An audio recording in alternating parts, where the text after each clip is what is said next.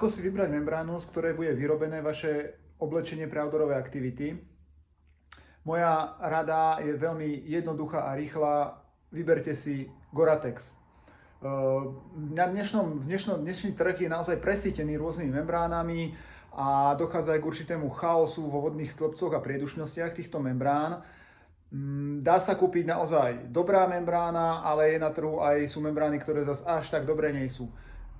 Ja volím a jednoznačne odporúčam Gore-Tex, je to z viacerých dôvodov. Ide o to, že keď si vyberáte membránu, tak si ju potrebujete, aby splňala niekoľko, alebo aby tam vstupuje do hry niekoľko faktorov.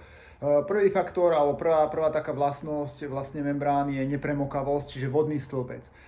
Vodné stĺpce celkovo predstavujú takú nejakú problematiku, ktorou sa teraz nechcem zaoberať. Chcel by som len povedať to, že Gore-Tex je proste nepremokavý, hej. Ten vám naozaj aj pri dlhodobom daždi nepremokne. Pri tomto parametri sú na trhu membrány, ktoré treba sa tomu Gore-Texu vyrovnajú a zvlášť keď sú nové, tak môžu fungovať približne rovnako, čiže vám tiež nepremoknú. Ďalší parameter je priedušnosť.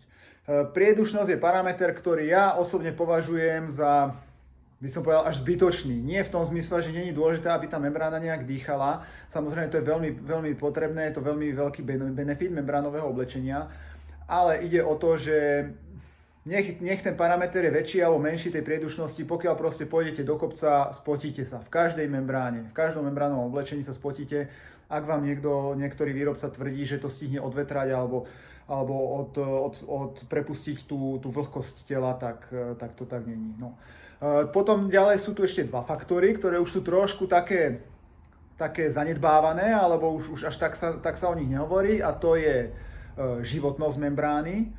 Tu už ten Gore-Tex začína naozaj prevyšovať iné membrány. Z vlastnej skúsenosti viem, že keď je membrána nová, tak funguje približne rovnako. Pokiaľ máte kvalitnú membránu, tak nové sú približne rovnako nepremokavé. Ale v horizonte času ten Gore-Tex naozaj začne prevyšovať tú konkurenciu a vydrží naozaj dlhšiu dobu nepremokavý.